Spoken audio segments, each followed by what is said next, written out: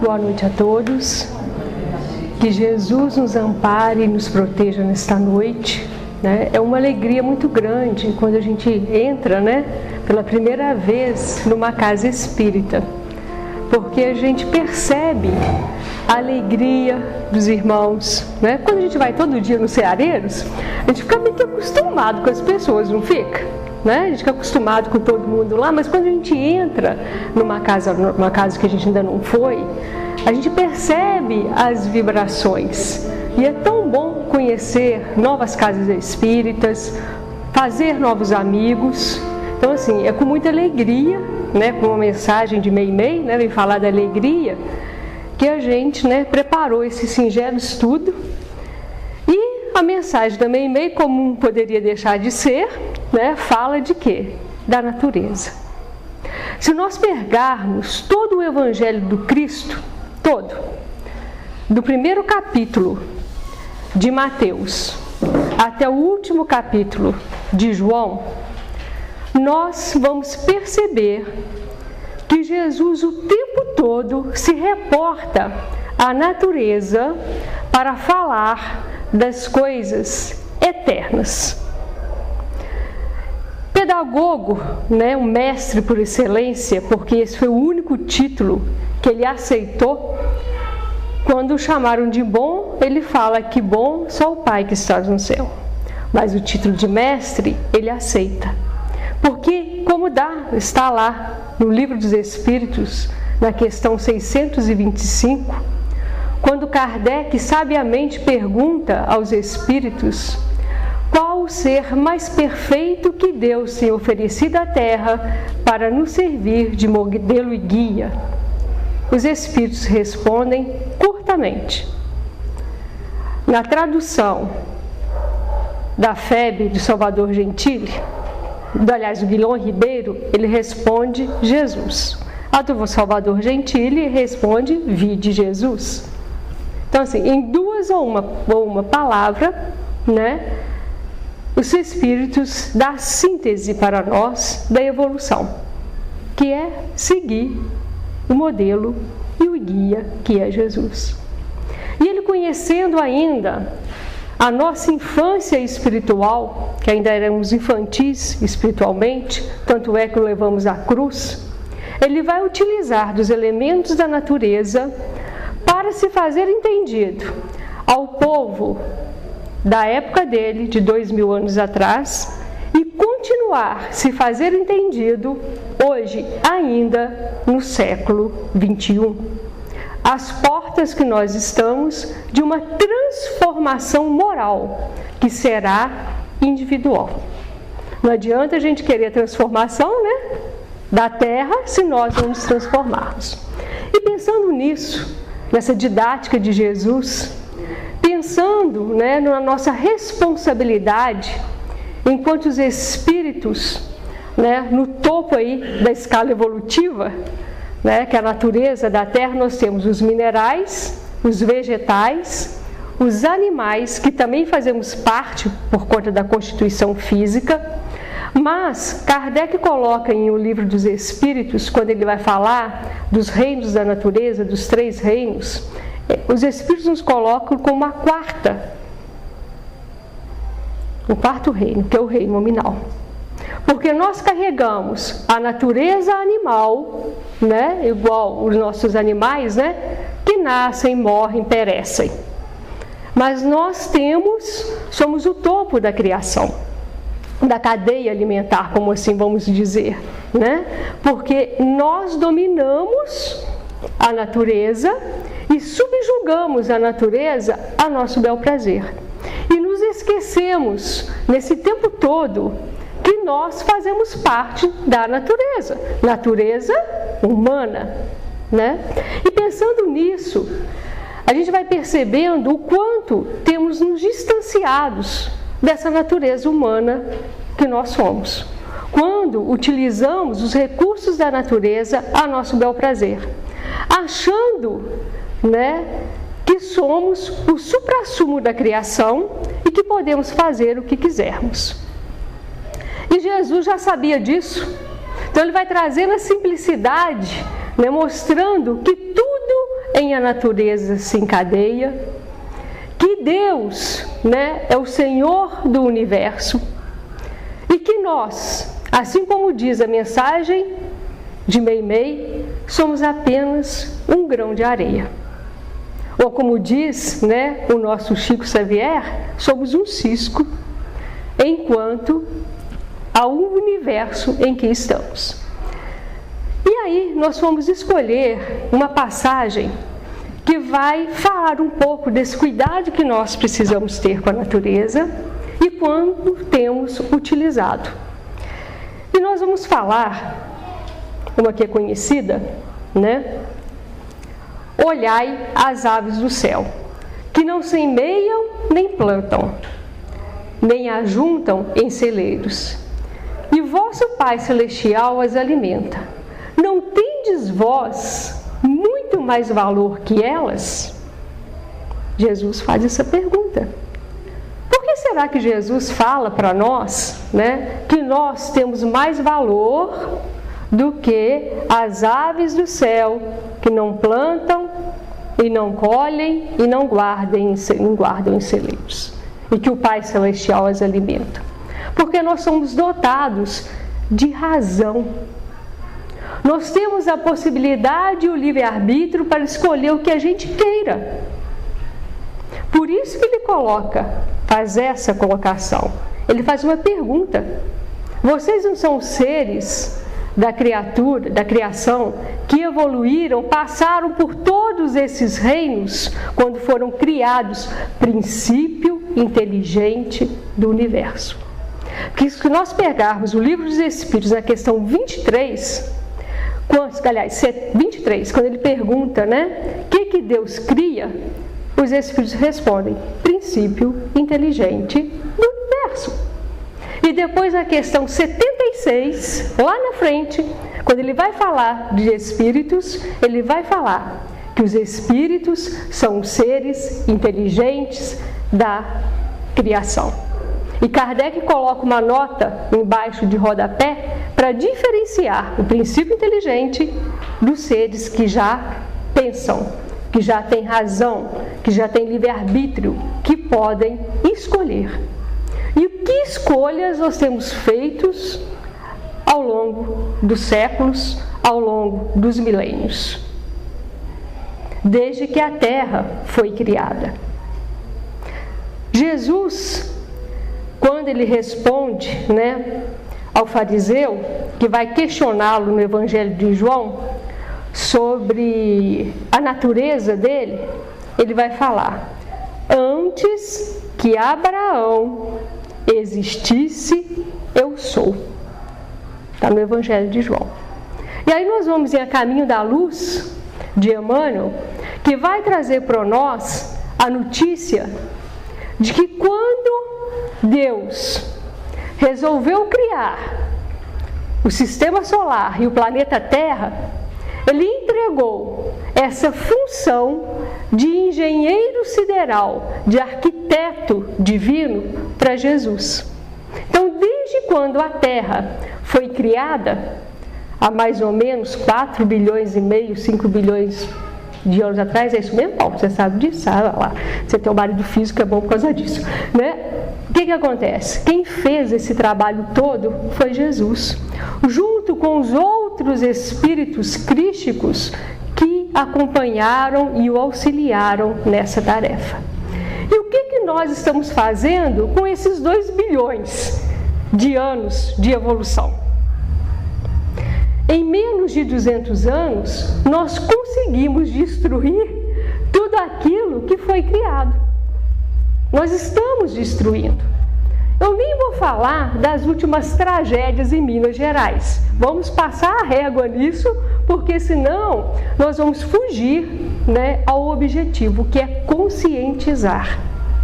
O primeiro ecologista do universo, do planeta Terra, foi Jesus. Primeiro ecologista, porque foi ele que construiu. E o tempo todo, em seus ensinamentos, em suas parábolas, na conversa íntima com os discípulos, falando à multidão, ele reporta a natureza como exemplo. E nessa passagem, ela é muito interessante, que a gente vai se questionar mesmo. A gente pergunta, né? Como que aquele beija-flor que apareceu ali na imagem inicial, ele não vai encontrar o alimento dele na natureza? No hibisco lá, que ele está beijando lá, né? Chama beija-flor, que ele está sugando néctar para poder se alimentar e contribuir com a evolução, polinizando? Quando nós vamos ver os lírios do campo, em outra passagem, que ele vai falar para nós, e quanto ao vestuário, por que andais solícitos? Olhai para os lírios do campo, como eles crescem, não trabalham nem fiam. E eu vos digo que nem mesmo Salomão, em toda a sua glória, se vestiu como qualquer deles. E a gente viu a imagem do lírio, né? Busquei lá a imagem do lírio. Então nós ficamos muito preocupados com o que vamos vestir, com o que vamos nos alimentar. É claro, nós estamos na matéria, nós precisamos nos alimentar, nós precisamos nos vestir. Mas como que nós temos feito isso? E aí, nós vamos lá no Livro dos Espíritos, que nós vamos achar uma questão muito interessante, que ele vai falar da lei de conservação, está na lei de conservação, entre o limite do necessário. Olha o que Kardec pergunta para os espíritos e olha o que eles respondem. Mediante a organização que nos deu, não traçou a natureza o limite das nossas necessidades? Kardec perguntando os espíritos, porque está falando de lei de conservação, né? A natureza provê para nós tudo aquilo que nós precisamos para nos mantermos vivos no planeta Terra, para poder manter o nosso corpo físico? E os espíritos vão responder: sem dúvida, mas o homem é insaciável. Em 1857, né? Por meio da organização que lhe deu, a natureza lhe traçou o limite das necessidades. Porém, os vícios lhe alteraram a situação e lhe criaram necessidades que não são reais. Olha a sabedoria dos espíritos respondendo para nós. Então a natureza, ela nos dá o necessário, né? Essa semana eu estava olhando um pé de planta, um vaso de planta lá em casa, não sei como, começou a nascer um pé de manga lá, num vaso de planta, né? Um vaso ornamental. Então um pezinho de manga, eu sei que é porque minha mãe falou, que minha mãe conhece, porque eu não sei conhecer uma planta quando está nascendo, né? Mas um pezinho de manga está nascendo. Se nós jogarmos qualquer semente no meio do caminho, se ela tiver um mínimo de condição, a terra ali, ela vai brotar e ela vai crescer. E nós que fomos criando tantas necessidades irreais para nós, tanta futilidade nesse mundo em que nós vivemos agora, que nós estamos acabando com os recursos naturais. Imprevidentes que somos, inclusive nós espíritas, porque essa palestra aqui foi muito difícil de ser preparada. Por que ela foi difícil? Porque o tema é espinhoso, porque eu não consigo ainda ter totalmente, né, a consciência, aliás, não consigo ainda, né, separar todo o meu lixo, não utilizar coisas desnecessárias, não comprar menos. Então, quando você prepara um estudo desse, você começa a pensar: o que eu estou fazendo no meu dia a dia? O que eu estou utilizando que é desnecessário e que eu estou usurpando da natureza? E fora que, se nós pensarmos nisso aqui ainda e formos um pouquinho mais a fundo, nós vamos pensar nos milhares de irmãos nossos que vivem no planeta Terra e que não têm um grão de arroz para colocar no prato. Enquanto nós, voltando lá à passagem do Evangelho, né, quando ele fala, né, das aves do céu, que não ajuntam nem amontoam, e nós, imprevidentes, ajuntamos e amontoamos, nós deixamos muitas vezes de alimentar um irmão que está passando fome por puro egoísmo. Por puro egoísmo. A humanidade precisa perceber e acordar que, se continuarmos nessa marcha, daqui a pouco realmente nós não teremos nada para comer, porque vamos acabar com os recursos naturais. E aí Kardec, os Espíritos respondem: é o vício. Qual o vício? O vício do egoísmo, o vício do orgulho, o vício da vaidade. Que nós precisamos transformá-los e não acabar com eles. Porque o egoísmo, quando as paixões, quando elas são mal direcionadas, é que elas fazem mal. Quando nós exageramos, o ego faz parte de nós ainda, no estágio evolutivo que nós estamos, mas o que temos feito com ele? Então, por isso que é muito difícil, às vezes a gente escolhe uns temas, que vai mexer com a intimidade da gente, e fala assim: meu Deus, que é isso? Por que é tão difícil? Por quê? Porque a gente ainda não consegue realizar. Quando eu abro meu guarda-roupa lá, tudo bem que tem roupa aí de quantos anos? De 10, de 15, de 20 anos, que está lá, e que a gente não precisa comprar outra porque está usável. Para que eu vou comprar outra? E moda, esse negócio de moda vai e vem, O que era moda 2 anos atrás voltou a ser, o que era 10 anos atrás, 20 anos, e agora tem um tal de vintage, que é caro pra caramba, Então, quer dizer, minhas roupas são de 30 anos atrás, tem algumas, Então a gente para e pensa, o que nós temos feito? E aí, avançando um pouquinho mais na pergunta, lá no 717, o que ele vai dizer para nós? Que se há de pensar dos que assambarcam os bens da terra para se proporcionarem o supérfluo, com prejuízo daqueles a quem falta o necessário. Olha o que os Espíritos vão responder para nós, continuando. Ouvidam a lei de Deus e terão que responder pelas privações que houveram causado aos outros. Gente, tem hora que dá vontade de pegar essas questões do livro dos Espíritos e mandar para certas pessoas, Mas a gente sabe que não é por aí. A natureza não dá salto. E como a gente sabe que nós somos reencarnacionistas, nós temos que pensar. Nós, os espíritas principalmente, os cristãos têm que pensar. Nós vamos reencarnar, e vamos reencarnar no planeta Terra. Só se aqui tiver, a gente não fala, pelo menos eu sei que vou reencarnar aqui, porque eu ainda preciso de evoluir muito. Eu conheço ainda as sombras que carrego dentro de mim e que eu preciso transformá-las em luz. Então nós vamos receber tudo aquilo que nós estamos plantando. A colheita é livre, já dizia Jesus. A semeadura é livre, a colheita é certa, Então, o que a gente planta, que a gente semear, o que a gente plantar, a gente vai colher. E pensando nisso, voltando, àquela história dos celeiros, por que a gente guarda em celeiros? Se a nossa vida aqui, ela é de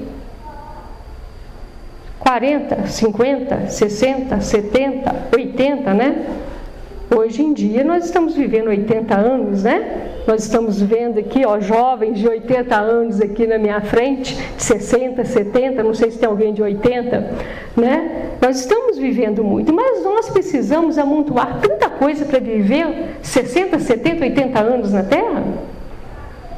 Precisamos destruir tanto a natureza? Não podemos disponibilizar, usar a inteligência que temos para poder auxiliar os nossos irmãos em sofrimento? Quando a gente para e pensa que há mais de não sei quantos anos, desde que eu me entendo de gente, nós temos, pelo menos que eu me entendo de gente, Nós temos seca no Nordeste. E sabemos que é possível plantar e colher naquela região? Que se tira água no deserto, por que nossos irmãos ainda sofrem de sede no Nordeste do nosso país?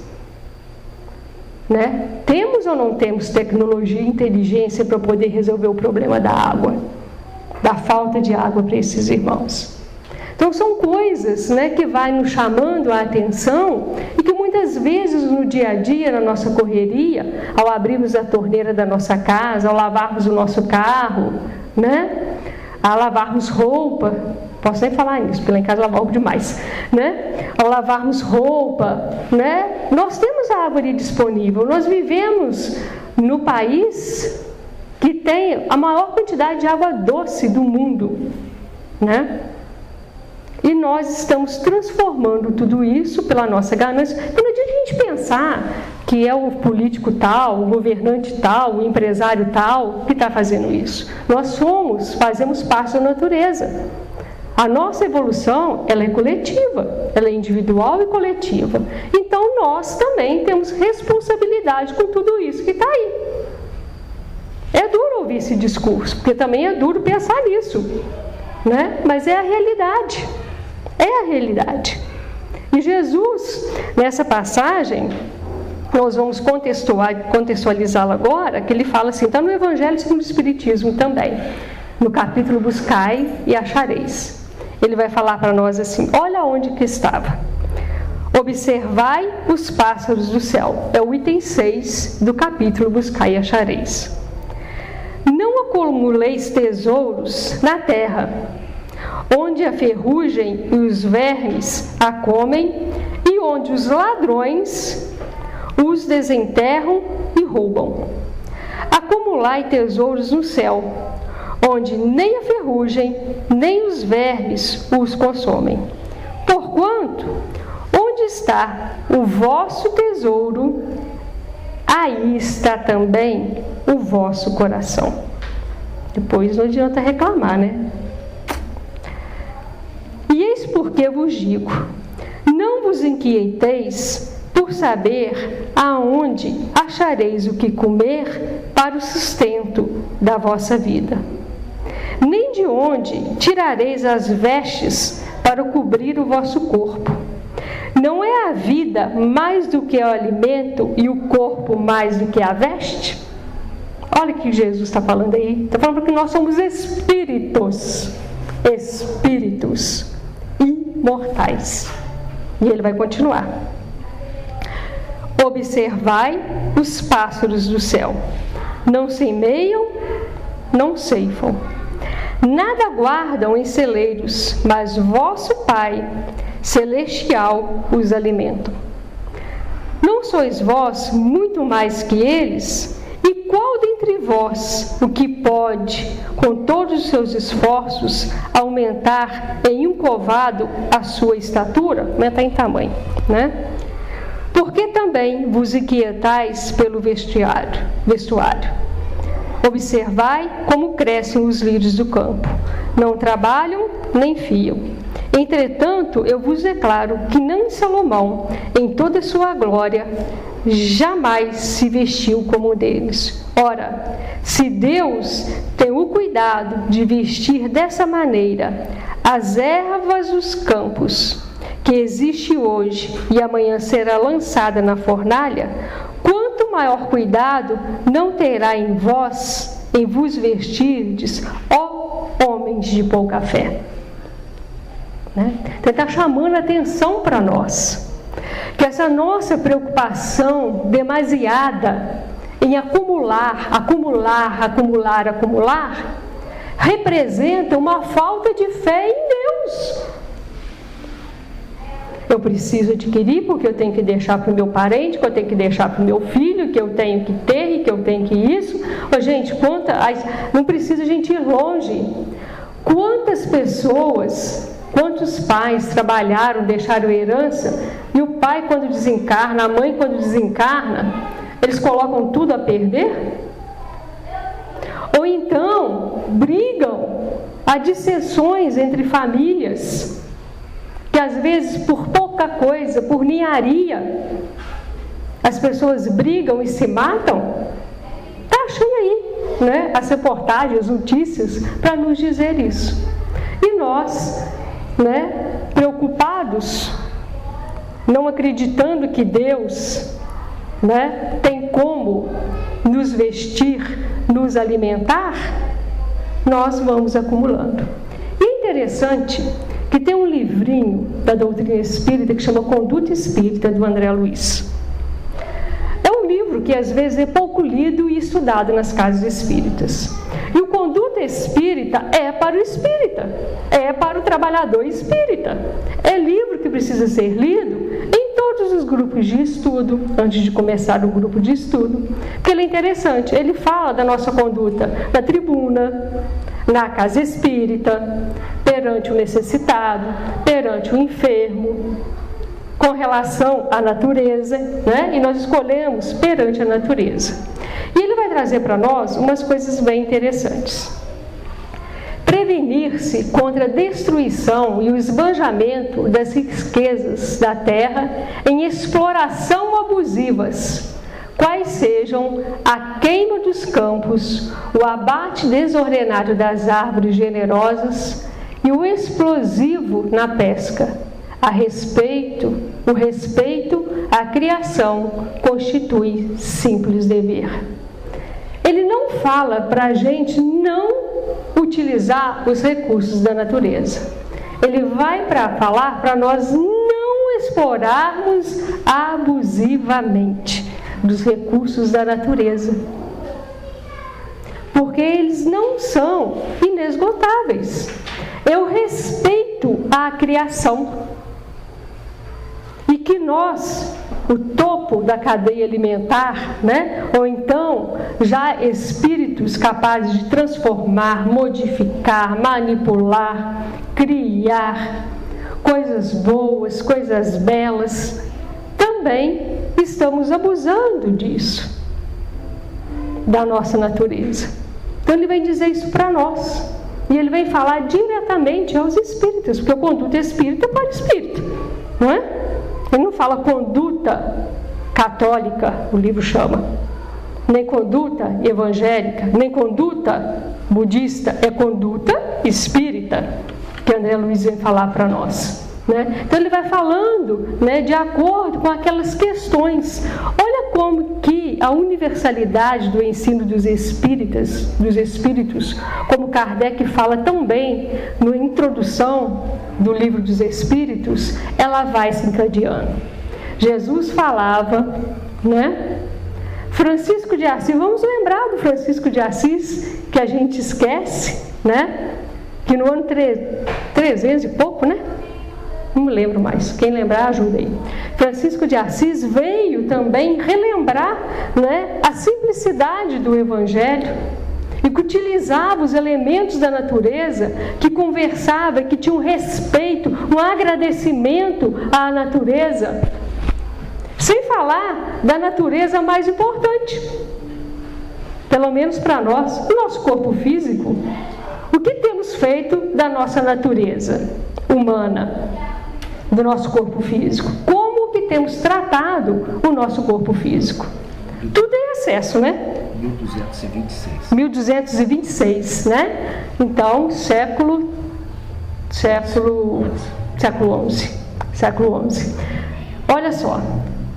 E nós, hoje em dia, nós temos um excesso. Ou excesso de nada fazer ou de muito fazer, né? Tem gente que, querendo, né, ludibriar a natureza e o tempo, acaba com o próprio corpo físico. Faz plástica daqui, não tem nada contra, quem quiser fazer pode fazer, né? Mas o exagero, né? Põe silicone aqui, põe silicone ali, mexe aqui, mexe ali. E quantas pessoas jovens morrem por busca de um ideal de perfeição de corpo e ainda prejudica a natureza? Porque se você põe silicone, a carne, a matéria, os vermes vão comer, vai voltar para o todo, né? Vai virar carbono, oxigênio, azoto, qualquer outra coisa, né? E o silicone vai virar o quê? Poluindo o nosso planeta. Não é verdade? Não polui? Não vai aquelas bolas de silicone lá para baixo lá e fica poluindo o planeta, né? Então a gente não pensa, parece que a nossa inteligência ficou imotada. Então o exagero até com o próprio corpo físico destrói também a nossa possibilidade de corpo, de evolução no corpo, de melhoria, né? Francisco de Assis, lembrando dele mais uma vez, ele agradecia o jumentinho é o corpo físico dele. O jumentinho era o corpo físico dele, todo dia ele agradecia aquele corpo que ele tinha, porque ele sabia, espírito evoluído como tal, ele conhecia, ele sabe da importância desse nosso corpo. O corpo é o templo do Espírito, a casa do Espírito, enquanto nós estivermos encarnados. E fora que lesar o corpo físico, lesa também o corpo espiritual. Porque ele está ligado ao corpo físico, o corpo espiritual, molécula a molécula. Né? André Luiz, em Evolução em Dois Mundos, ele fala que é átomo a átomo nós estamos ligados. Então, todas as vezes que nós lesamos demais o nosso corpo físico, nós lesamos também o nosso corpo perispiritual. Porque eles, enquanto nós estamos encarnados, eles ficam juntinhos, um do ladinho do outro. Porque quando, né, eu dou uma espetadinha assim, no meu corpo físico, a resposta para o espírito, ele vai através do perispírito. Então, o corpo é do espírito, não é verdade? Então, nisso que ele coloca aqui, né, nós precisamos pensar nessa simplicidade, o que nós estamos fazendo com os peixes.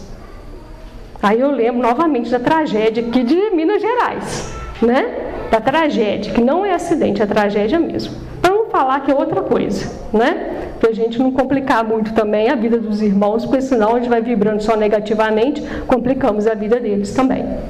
E André Luiz vai prosseguindo dizendo para nós: furtar-se de mercadejar criminosamente com os recursos da natureza, encontrados nas faixas de terra pelas quais se responsabilize. O mordomo será sempre chamado a contas. Olha só, né? Furtar-se de mercadejar criminosamente. Ele não fala para a gente não utilizar, ele fala a maneira como nós utilizamos, até porque, né, para a gente manter esse corpinho aqui, a gente precisa de arroz, feijão, né, angu, taioba. Quem gosta aqui de angu com taioba? Tem gente que nem sabe o que é taioba, né? Angu com mostarda, né? Uma carninha também, que não faz mal para ninguém, né? Quem gosta, quem come, né? Quem sente necessidade ainda. Porque também temos irmãos que não sentem mais necessidade de comer carne. E nós precisamos respeitá-los. Como também precisamos respeitar quem ainda sente. Então, é utilizar com moderação, né? Com bom senso. Como diz Kardec, né? Herculano Pires fala que para Kardec é o bom senso encarnado, né? O saudoso Herculano Pires. E aí André Luiz continua para nós: de alma agradecida e serena, abençoa a natureza que o acalenta, protegendo quanto possível todos os seres e todas as coisas na região em que respire. A natureza consubstancia o santuário em que a sabedoria de Deus se torna visível. Alguém aqui dá aula de evangelização infantil? Aqui no salão? Ou já deu aula de evangelização infantil? Já deu? Quando a gente vai falar sobre Deus com a criança, como que a gente fala? Para a criança entender Deus. É o amor, mas o quê? Ah, mas eu queria ver Deus. Como é que a gente conhece Deus? Olhando pela natureza. Então, quando a gente vai dar aula de evangelização infantil para criança, né, a gente utiliza os elementos da natureza para explicar Deus. A gente pergunta para a criança assim, né? Você viu um passarinho cantando? Ela fala assim, escuto, né? Então, quem que criou o passarinho? Você pode criar um passarinho? O homem homem pode, né, criar um passarinho? A gente começa pensando, começa raciocinando com a criança. A gente vai lá na plantinha, né, pede eles para colocar uma plantinha, uma sementinha no copinho, aí cria lá a plantinha com eles, né, e eles vão compreendendo que eles vão reconhecer Deus pelas obras, igual está na questão do Livro dos Espíritos lá na primeira parte. Pô, gente, eu não consigo muitas vezes guardar as questões todas da minha cabeça, não, até porque eu tenho uma cola aqui, ó, né? Tem uma cola aqui, o Livro dos Espíritos, mas a primeira parte que vai falar de Deus, né, a gente vai ver lá, que é só observar a natureza. E a criança compreende plenamente. Eu tenho um sobrinho de 4 anos, que chama Fernando. Segunda-feira, ele lá em casa, ele sentou assim na beirada da janela e virou e falou assim para mim: Odei, que ele me chama de Dei, Odei, eu vou dormir aqui porque o tio Paulo viajou e pediu para eu cuidar das meninas. Aí ele falou comigo assim: posso dormir? Pode, mas ó, eu tenho que te falar, eu acordo quando nasce o solzinho, porque cada vez que o solzinho nasce, eu nasço também. 4 anos, e é verdade. 6h30 da manhã, quando o sol aponta, 5h da manhã, esse menino já está quase, a gente nem levantou e já está escutando a voz dele lá. Olha só a sabedoria e a simplicidade de uma criança, que acorda quando o solzinho acorda. Há um tempo atrás a gente fazia assim, né? Dormia com as galinhas e acordava com as galinhas. Agora nós temos esses negócios aqui, né? A gente nem dorme nem acorda com as galinhas. Eu acho que nem as galinhas mais estão sabendo que assim que acordar, quase que tem que dormir, né? De tanta modificação que a gente fez. Mas é nesse sentido aí que a gente faz essa reflexão, né? De a gente pensar nisso. O que estamos fazendo com a natureza? E nós escolhemos realmente André Luiz, né? Para a gente falar sobre a natureza. Todo mundo aqui já leu Nosso Lar? O livro Nosso Lar? O livro Nosso Lar, ele traz vários exemplos da nossa relação com a natureza. Então nós vamos ver lá que nós temos um capítulo que chama o Bosque das Águas, não é? Nós temos um capítulo que para mim é um dos mais bonitos que tem, que chama Amor, Alimento das Almas, né? Então assim, tem vários livros, tem várias partes no André Luiz que vai se reportar à natureza. Quando ele vai passear com Lísias, né? Lá no Bosque das Águas, quando eles vão conhecer, ele vai falar das flores, né? No hospital que ele observava, da janela. Eu não vou contar não, porque vocês têm que ler o livro, quem não leu, né? Então não vou ficar contando não, né? Aqui deve ter biblioteca, tem? Tem. Para emprestar o Nosso Lar? Né? Porque uma coisa é ver o filme Nosso Lar, outra coisa é estudar a obra de André Luiz, né? É totalmente diferente. Mas aí, essa parte que a gente escolheu para falar é uma parte muito interessante. Nós escolhemos o capítulo 50, que é o último capítulo do livro Nosso Lar. É quando, né, André Luiz vai receber, né, o título de cidadão de Nosso Lar. Até então ele ficava trabalhando lá, fazia umas tarefas, né? Trabalhou como faxineiro, de médico, né? Famoso e conhecido aqui na terra. Chegou lá, o serviço primeiro que ele arrumou foi de limpar o quê? Os vômitos dos doentes que estavam internados, né? No pavilhão da regeneração. Então, o primeiro serviço que ele viu que ele precisava trabalhar. Então, a primeira coisa que ele fez, quando ele chegou lá para visitar o doente que estava lá, o doente passou mal, vomitou, o que ele fez? Como era um homem já voltado ao trabalho, ele foi lá e limpou os vômitos dele lá. Então, ele percebeu, né, também que a medicina toda que ele tinha na Terra não era comparado com a medicina do mundo espiritual. Então, mas aí vocês vão ler o livro lá e vão saber.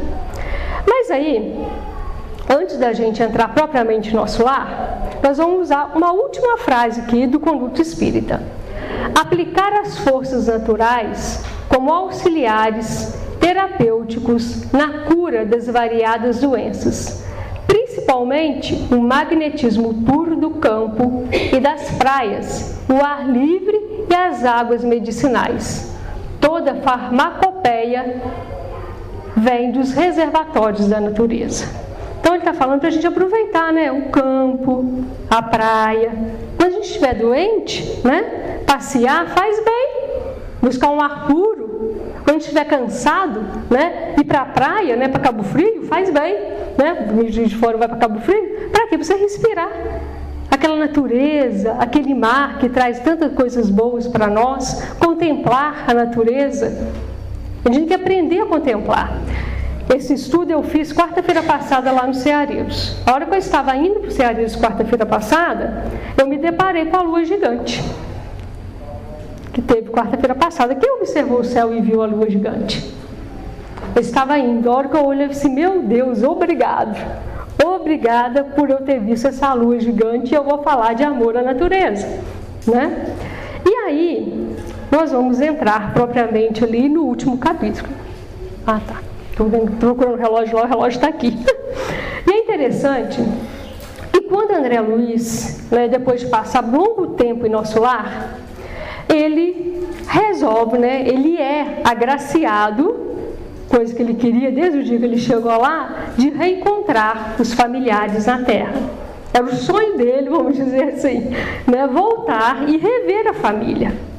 Só que nós achamos que as pessoas são posses nossas. Assim como nós queremos possuir a natureza, nós queremos possuir as pessoas também. Então, André Luiz achava que possuía a família. Então, ele achava que a família dele iria ficar chorando ad eterno pelo desencarne dele. E ele tem uma surpresa. Quando ele retorna ao lar, o que ele vai encontrar? Ele vai encontrar Zélia, a sua esposa, casada novamente e chorando pelo marido atual que estava à beira da morte, deitado na cama. Então, quando ele vê aquilo ali, ele é tomado daquele sentimento que nós todos carregamos e que quando desencarnamos não desaparecem. Porque se nós desencarnarmos agora, nós vamos continuar sendo as mesmas pessoas, com os mesmos pensamentos, com os mesmos sentimentos. Ninguém desencarna e vai para o céu virar anjo. Não existe isso. A condição de angelitude se dá pelo processo de evolução, que nós vamos caminhar muito ainda. Afinal de contas, todos estamos encarnados ainda num planeta de prova e expiação, em vias de se tornar um planeta de regeneração, né? Que ao contrário de muitos desavisados que andam falando nas rádios de Juiz de Fora, né? Não tem data limite para isso acontecer. A resposta a isso está no livro Pinga Fogo, que Chico Xavier, que Emmanuel responde. Emmanuel fala que pode se dar, né, no início do século XXI, na metade do século XXI ou no final do século XXI, dependendo da nossa conduta. E os desavisados andaram falando na rádio aí, né, que vai ser esse ano, né? Uma coisa complexa isso. Ainda diz que Chico que falou com ele. Que complicação, né? Que complicação. Os falsos profetas que estão andando por aí. E aí, o que vai acontecer? Ele vai se deparar. E no momento que ele se depara com isso, o homem velho volta com toda a força e ele começa a sentir raiva. E aí, quando ele sente raiva, ele baixa a vibração. Mas ele lembra de orar para Narcisa, que era uma das mentoras espirituais dele no mundo espiritual. E naquele momento, né, ele pensa nela. E ela, quase que imediatamente, diz ele que demorou uns 20 minutos, mais ou menos, para ela chegar na presença dele. E olha o que ela vai falar. A mensageira do bem fixou o quadro, ficou observando lá, né, o que estava acontecendo, foi em socorro do André Luiz, fixou o quadro, compreendeu a gravidade do momento e acrescentou: não temos tempo a perder. Antes de tudo, aplicou passes de reconforto ao doente, isolando-o das formas escuras que se afastaram como que por enquanto. Em seguida, convidou-me com decisão: vamos à natureza. Acompanhei-a sem hesitação, e ela, notando minha estranheza, acentuou: não só o homem pode receber fluidos e emiti-los. As forças naturais fazem o mesmo.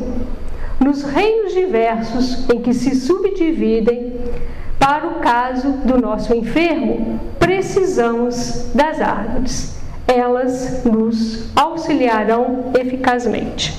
Então, não é só nós que podemos aplicar passe nas pessoas, né? Vamos ver o que vai acontecer aqui. Como se vê, nada existe de inútil na casa de nosso Pai. Em toda parte se há quem necessite aprender, a quem ensine. E onde apareça dificuldade, surge a providência. O único desventurado na obra divina é o espírito imprevidente que se condenou às trevas da maldade. Narcisa manipulou em poucos instantes certas substâncias com as emanações do eucalipto e da mangueira. E durante toda a noite aplicamos o remédio ao enfermo, através da respiração comum e da absorção pelos poros. O enfermo experimentou melhoras sensíveis. Pela manhã cedo, o médico observou extremamente surpreendido. Verificou-se esta noite extraordinária reação, verdadeiro milagre da natureza. Olha que interessante, né? Naquela situação, o doente, ele orou, Narcisa foi em socorro, socorreu a sua condição espiritual, né? Levou ele novamente aos padrões que ele necessitava. Ele passa da condição de reclamador, de orgulho ferido, a assistente no processo de melhoria daquele que era o novo companheiro da Zélia e que ajudou Zélia a criar o resto dos filhos dele. Ele tinha um monte de criança, tinha um monte de menina, né? Acho que eram 3 meninos, uma coisa assim, um rapaz, né? Não me lembro bem. Então, Narcisa convida ele à natureza e eles vão buscar o eucalipto e a mangueira no Jardim Botânico do Rio de Janeiro. Foi no Jardim Botânico. E para fazer propaganda, né, que a gente não pode deixar de fazer, Juiz de Fora, né, no próximo mês de abril, vai inaugurar o Jardim Botânico. Então nós vamos convidar, né, a todos para irem contemplar, né, buscar os recursos da natureza e rogar, né, que os bons espíritos agora vai ter um lugar para manipular, né, o eucalipto, a mangueira e nos auxiliar nas nossas dificuldades físicas. Então, eles fizeram o quê? Utilizaram o recurso da natureza, aplicaram um passe e operaram, que quem fala aqui embaixo é o médico que foi visitar o moço depois, né? Depois de passar da noite. Verificou-se essa noite extraordinária reação, verdadeiro milagre da natureza. Que possamos, né, pensar um pouco, e eu pensar um pouco mais ainda, sobre o que estamos fazendo com o nosso planeta, com os nossos irmãos minerais, vegetais, animais e os nossos irmãos homens. Porque muitas vezes nós deixamos de atender uma criança faminta para enchermos de excesso os nossos animaizinhos queridos domésticos.